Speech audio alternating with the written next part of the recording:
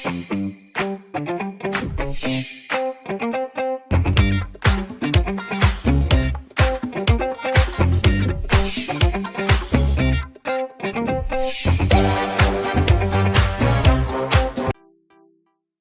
there. When you place a bowl of water in your freezer and leave it for a while, it freezes, right? This is because water freezes to ice at 0 degrees Celsius. But did you also know that ice can be cooled to temperatures below 0 degrees Celsius? So if you take out the ice from the freezer and heat it in a pot while taking note of the temperature, you will notice that its temperature will start increasing until it reaches 0 degrees Celsius. What you will notice is that the temperature stays at 0 degrees Celsius for a while, even though heat is being applied. You would notice that the ice keeps melting to water, even though the temperature remains constant. So what is happening to the heat we are supplying if the temperature does not change? That heat is simply used to convert ice to water, and the temperature will not rise until all the ice has been converted to water.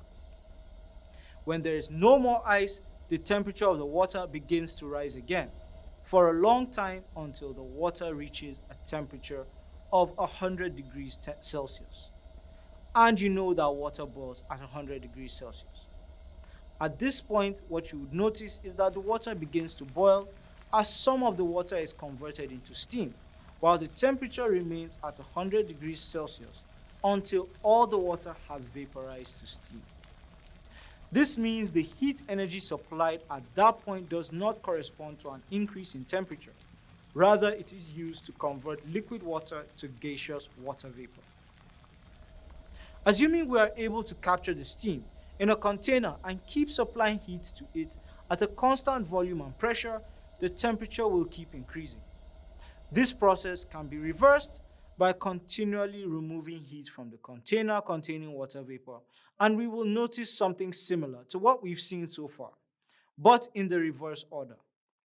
The gas will cool until it reaches 100 degrees Celsius and will stay at that temperature for a while as the gas begins to condense and become liquid at the same temperature until all the water vapor has become liquid water. Then, the liquid water's temperature begins to fall until it reaches 0 degrees Celsius, where it begins to freeze into ice. The temperature stays at 0 degrees Celsius until all the liquid water has become ice. Then the temperature continues to fall as heat is removed from the system. The heat supplied or removed from a system that doesn't translate to a change in temperature is known as latent heat. And it is so named because it seems as though the heat supplied to the body is hidden from the surroundings, since it doesn't translate to a change in temperature.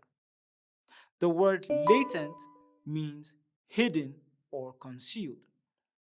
The temperature at which a substance changes from solid to liquid form is known as the melting point, while the temperature at which a substance changes from liquid form to gaseous form is known as its boiling or vaporization point.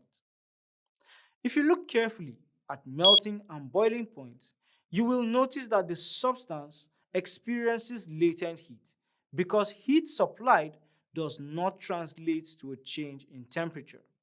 So we call the latent heat experienced while melting or freezing the latent heat of fusion, because fusion is another word for melting. And we call the latent heat experienced while boiling or condensing the latent heat of vaporization. As seen in our examples, the boiling point and condensation point of water are the same, and the melting point and freezing point of water are the same. Also notice that water changes from solid to liquid at a single temperature, 0 degrees Celsius. We observe the same thing with crystalline substances like naphthalene and diamonds. They have a definite melting point. This is not the case with amorphous solids like wax or glass. They melt gradually over a wide range of temperatures.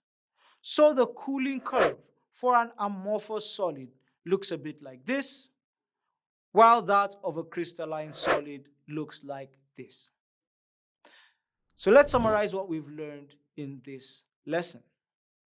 First of all, not all heat supplied or removed from a body shows up as a change in temperature. When heat does not show up as a change in temperature, but as a change of state, it is known as latent heat. The latent heat experienced at the melting point is known as the latent heat of fusion, while the latent heat experienced at boiling point is known as the latent heat of vaporization. Bye for now.